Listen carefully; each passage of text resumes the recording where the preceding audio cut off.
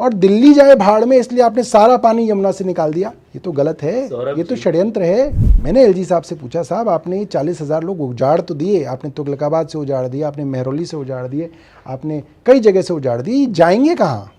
चंद्रयान तो शायद ना भी जाता तो काम चल जाता, मगर अगर उत्तराखंड में और हिमाचल में कुछ बांध बनाए जाते तो आज हज़ारों जिंदगियां जो हैं बेहतर हो सकती थी।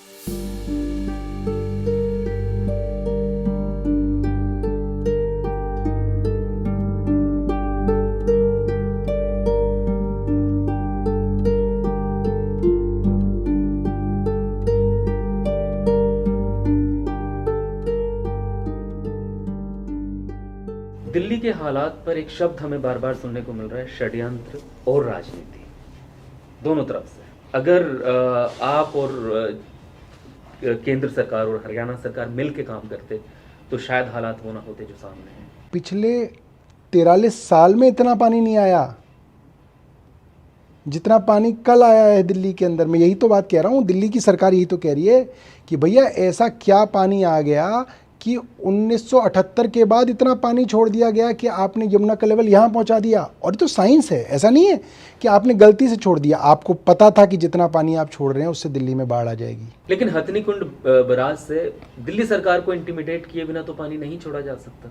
बिल्कुल, दिल्ली सरकार को बताया जा रहा है कि हम पानी छोड़ रहे हैं, मगर ये नहीं बताया जा रहा है कि 208 मीटर लेवल चला जाएगा। ये नहीं बताया गया, लेवल 204, 205 ही बताया गया। 3 घंटे पहले, 3 घंटे में क्या तैयारी हो सकती है किसी राज्य के अंदर? हमने अपने लोग वहां भेजे और उन्होंने वेरीफाई किया कि 9 तारीख से 13 तारीख तक ईस्टर्न कैनाल में पानी सिर्फ इसलिए नहीं छोड़ा गया क्योंकि वो पानी हरियाणा और उत्तर प्रदेश में जाता है। हरियाणा और उत्तर प्रदेश में बाढ़ ना आ जाए इसलिए वहां तो एक बूंद पानी नहीं छोड़ा आपने। और दिल्ली जाए भाड़ में इसलिए आपने सारा पानी यमुना से निकाल दिया। ये तो गलत है, ये तो षड्यंत्र है। क्या आम आदमी जो अभी बाढ़ के पानी में फंसा है, क्या इस पॉलिटिक्स में आम आदमी पार्टी ठगा हुआ महसूस नहीं कर रहा होगा? आम आदमी की मैं बात, दिल्ली सरकार ने अगर कुछ हरियाणा सरकार का बिगाड़ा हो तो आप बता दीजिए। दिल्ली सरकार ने केंद्र सरकार के काम में कहीं रोड़ा अटकाया हो तो आप बता दीजिए। यहाँ तो दिल्ली सरकार जो है विक्टिम है, यहाँ तो दिल्ली के लोग विक्टिम हैं। यहाँ तो दिल्ली सरकार को बदनाम करने के लिए दिल्ली के लोगों के खिलाफ साजिश रची जाती है। इसके अंदर हमारा क्या दोष है, मुझे बता दीजिए। एक ही सवाल उठता है कि हम यमुना को क्या दे रहे हैं? क्या हम उसको बचा पा रहे हैं? क्या ये जो हालात हुए हैं हमारे सामने, जो अभूतपूर्व हैं, जैसा कि आपने भी कहा, क्या हम इससे कुछ सबक लेंगे? जो भी दिल्ली का सीवर वेस्ट यमुना में जा रहा है उसको रोकना है। अब कैसे रोका जा सकता है? दिल्ली के अंदर 1700 अनऑथराइज कॉलोनी है जिनका सीवर वेस्ट सीधा जो है यमुना में जाता था नालों के तहत। हमारी सरकार बनने के बाद लगभग सब अनऑथराइज कॉलोनीज़ के अंदर काम चल रहा है। सबका सीवर जो है हम ट्रैप कर रहे हैं, सीवर ट्रीटमेंट प्लांट तक भेज रहे हैं।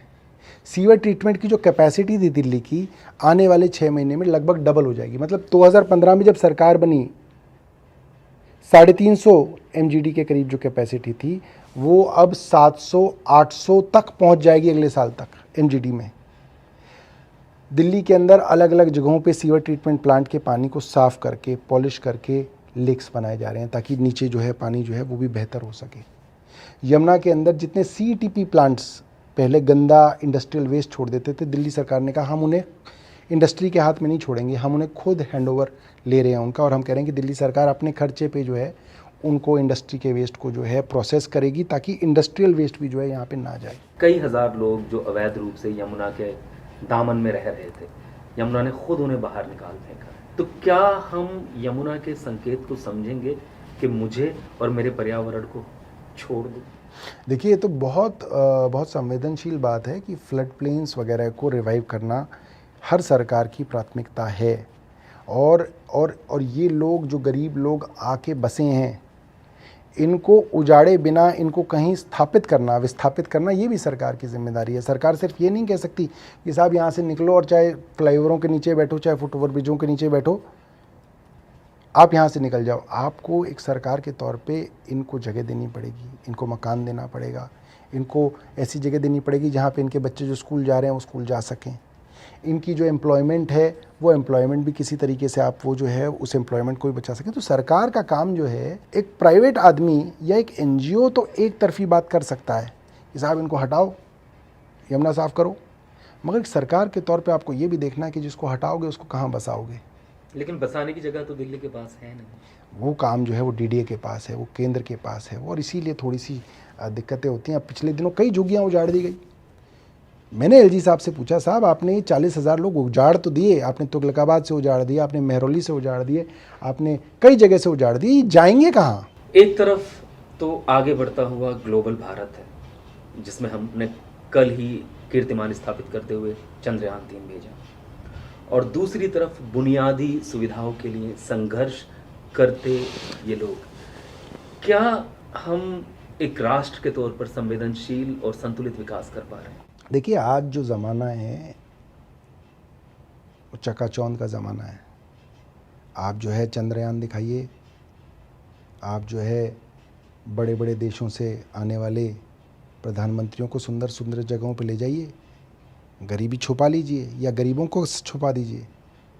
ये चकाचौंध और झूठ का ज़माना है, और इस झूठ फरेब की राजनीति के अंदर जब आपको पता है कि इन गरीबों को हम छुपा ही देंगे तो इन गरीबों को अमीर करने की क्या ज़रूरत है? पिछली 9 साल से सरकार है, क्या कोई डैम बनाया गया? गर्मियों में इसी दिल्ली में सूखा पड़ता है, इसी भारत के उत्तर भारत में जो है किसान जो है पानी के लिए जो है तड़प रहा होता है, और मॉनसून में इसी उत्तर भारत में बरसात के अंदर जो है हज़ारों लोग उजड़ जाते हैं, करोड़ों का सामान निपट जाता है, सैकड़ों लोग मर जाते हैं। क्या एक बांध बनाना इतना बड़ा काम है? चंद्रयान तो शायद ना भी जाता तो काम चल जाता, मगर अगर उत्तराखंड में और हिमाचल में कुछ बांध बनाए जाते तो आज हज़ारों ज़िंदगियां जो हैं बेहतर हो सकती थी।